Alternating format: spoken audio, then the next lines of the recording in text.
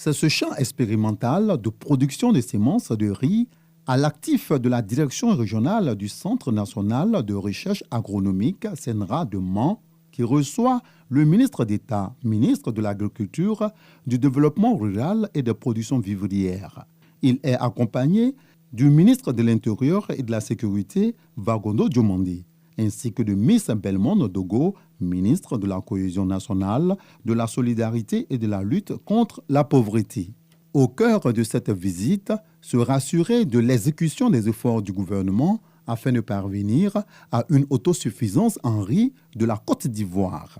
Je suis ici du travail que fait le CNRA et également leur demander de pouvoir sensibiliser nos parents à produire du riz au niveau de Mans ici. Nous savons qu'il y a beaucoup de localités qui produisent du riz. On parle du riz de Danané, on parle du riz de l'Ouest. Mais je crois que la base de tout ça, c'est ici au CNRA.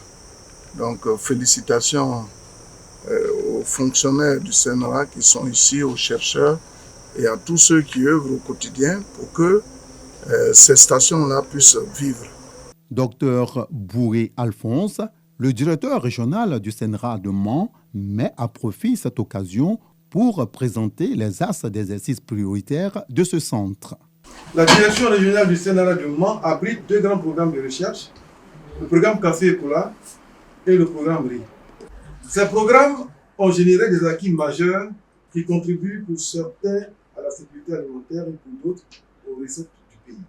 Le CNRA de Mans s'étend sur une superficie d'environ 39 000 mètres carrés. Comme acquis majeur, cette direction régionale a démocratisé des variétés de riz de bas-fond irrigués de bon goût et prisées.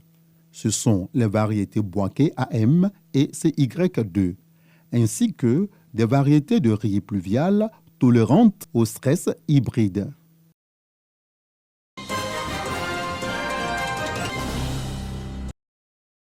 Dans la ville des Ouniens, région du Tonkpi, Moustapha Kone exerce le métier de mercerie depuis 4 ans. Aujourd'hui propriétaire de 2 merceries, il est autonome grâce à l'agence Emploi Jeune dont il a bénéficié de 1 500 000 francs CFA. Au moment où l'opération commençait, mon activité n'était pas véritablement lancée.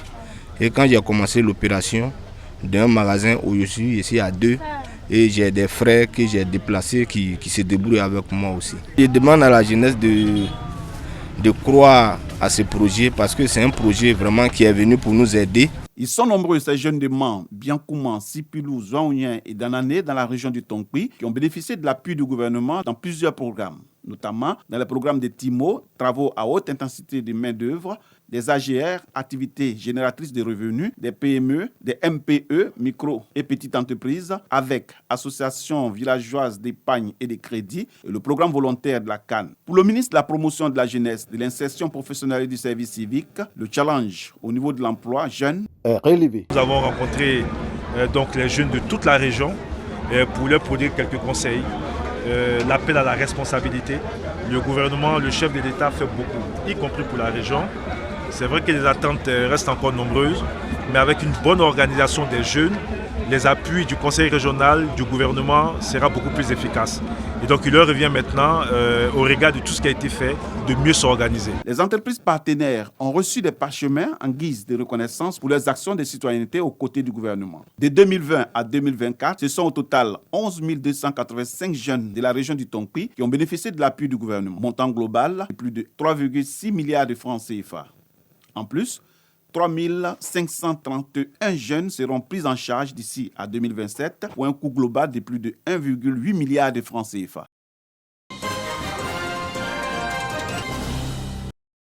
22 ans dans l'obscurité, le village de Sibabli, dans le département de Diokwe, région du Guémon, est aujourd'hui connecté au réseau électrique. C'est un geste du président de la République Alassane Ouattara qui vient booster cette localité dans le développement. Ce village désormais électrifié, la mutuelle de développement économique et social de Sibabli et tout le peuple ouai, à l'occasion de cette fête de la lumière, ont exprimé leur gratitude au chef de l'État pour sa vision éclairée et son souci de faire de toute la région du Guémon une région émergente. Ma joie est de célébrer vraiment cet événement heureux avec mes parents.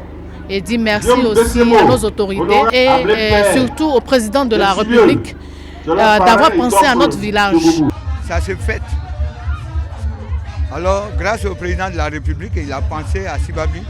Vraiment, c'est pour cela, on lui soit reconnaissant et on a organisé pour lui dire merci. Les cadres de la région du Guémont ont salué la politique de développement du président de la République. Nous sommes grandement satisfaits parce que les populations, à commencer par les chefs, les jeunes, les femmes, ont salué la vision du président Alassane Ouattara et toute sa politique de développement qui profite à toute la Côte d'Ivoire, à toutes les localités, sans exclusion surtout. Cette fête, la lumière a été marquée par la pose de la première pierre du dispensaire et du foyer des jeunes de Sibabli.